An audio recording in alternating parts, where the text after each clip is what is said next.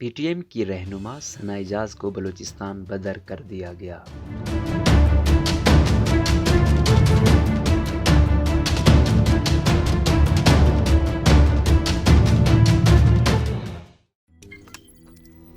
روزنامہ قدرت کی ویڈیو دیکھنے کے لیے ابھی یوٹیوب چینل پر سبسکرائب کریں اور بیل آئیکن پر بھی کلک کریں۔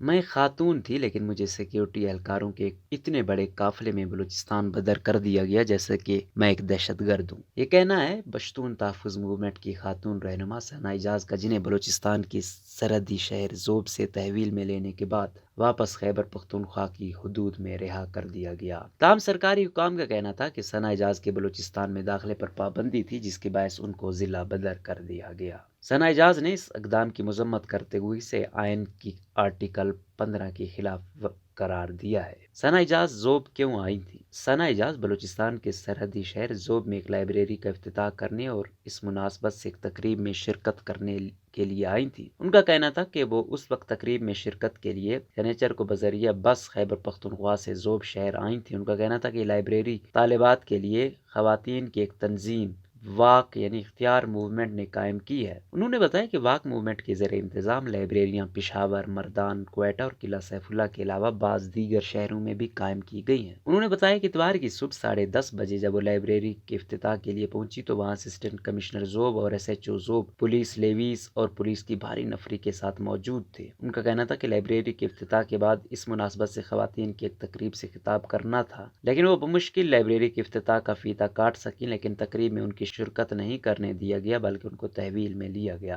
انہوں نے کہا کہ ہم اس مواقع پر پرامن مزاحمت بھی نہیں کر سکے کیونکہ خواتین کی ایک بڑی تعداد وہاں موجود تھی۔ ثنا اعجاز نے بتایا کہ ان کے استفسار پر اسسٹنٹ کمشنر نے مجھے بتایا کہ ان کے علاوہ پشتون تحفظ موومنٹ کے سربراہ منظور پشتین اور بعض دیگر رہنماؤں کے بلوچستان میں داخلے پر پابندی ہے، جس کے باعث ان کو بلوچستان بدر کیا جا رہا ہے۔ ان کا کہنا تھا کہ ان کے داخلے پر پہلے پابندی تھی لیکن یہ ایم پی او کے تحت 3 ماہ کے لیے ہوتی ہے، جس کی مدت پہلے ختم ہو گئی تھی۔ انہوں نے بتایا کہ تحویل میں لینے کے بعد سیکیورٹی فورسز کی بھاری نفری کے ہمراہ ان کو خیبر پختونخوا کی حدود میں چھوڑ دیا گیا۔ ان کا کہنا تھا کہ انہوں نے سیکیورٹی اہلکاروں کو کہا کہ ان کے پاس کوئی گاڑی نہیں ہے، اس لیے انہیں کسی مناسب مقام پر چھوڑ دیا جائے، لیکن اس پر انہوں نے کہا کہ انہیں اس سے کوئی سروکار نہیں۔ ثنا اعجاز نے کہا کہ وہ اس ملک کے شہری ہیں اور پرامن سیاسی جدوجہد کر رہی ہیں، لیکن انہیں بلوچستان بدر کر کے ان کے آئینی اور بنیادی حقوق کی خلاف ورزی کی گئی۔ سرکاری حکام کا موقف کیا ہے؟ بلوچستان کے سیکرٹری داخلہ حافظ عبدالباسط سے حکومت کا موقف جاننے کے لیے رابطہ کیا گیا تو ان کا کہنا تھا کہ حکومت بلوچستان کی جانب سے ان کے داخلے پر پابندی تھی۔ انہوں نے کہا کہ بلوچستان حکومت نے پشتون تحفظ موومنٹ کے بعض رہنماؤں کے داخلے پر پابندی عائد کی ہے، اس لیے ضلعی